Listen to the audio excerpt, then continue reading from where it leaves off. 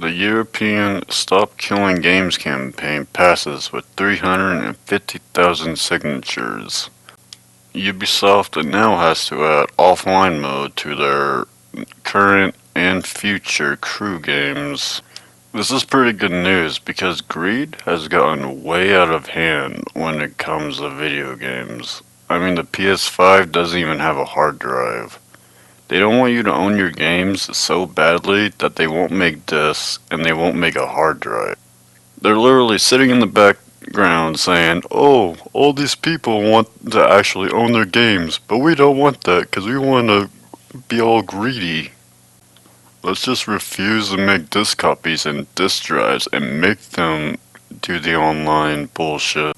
Like, they sit there and they charge people a full-fledged price for a game, $70, and they don't even want you to own what you buy, dude, because they are that freaking greedy. Mojang even gave Microsoft all their data. So if you're missing out at that point, you don't get to keep the game that you bought forever ago. They built their company off of your cash, but if you missed out during that period, you don't get to play a game anymore. You don't get to keep your stuff or any of that.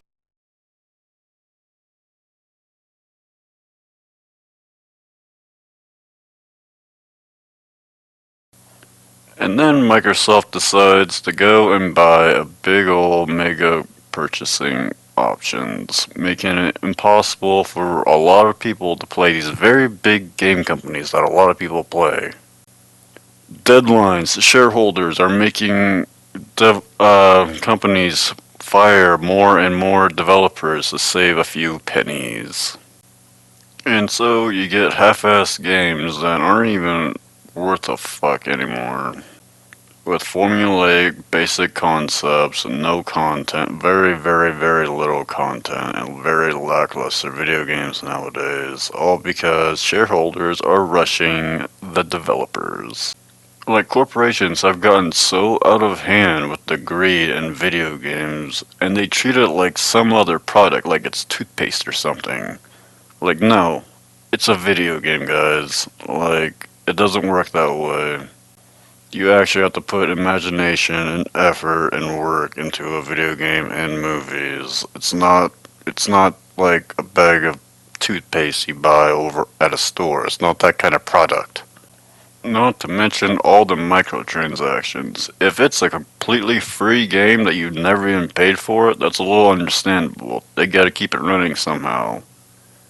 But if you already bought a $70 game, there should be no microtransactions. You should just full on own the game that you bought, because $70 is a full price game for full game. They're charging like $800 for a PS5 Pro and $350 to just upgrade from your regular to the Pro. And it doesn't even have that much of an upgrade. What does it have? It has slightly better ray tracing.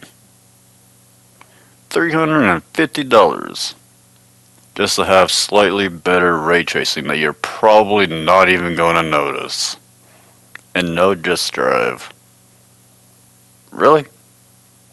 It's just insane on how greedy people are nowadays. I mean, you can't even own your games nowadays because they are just that greedy.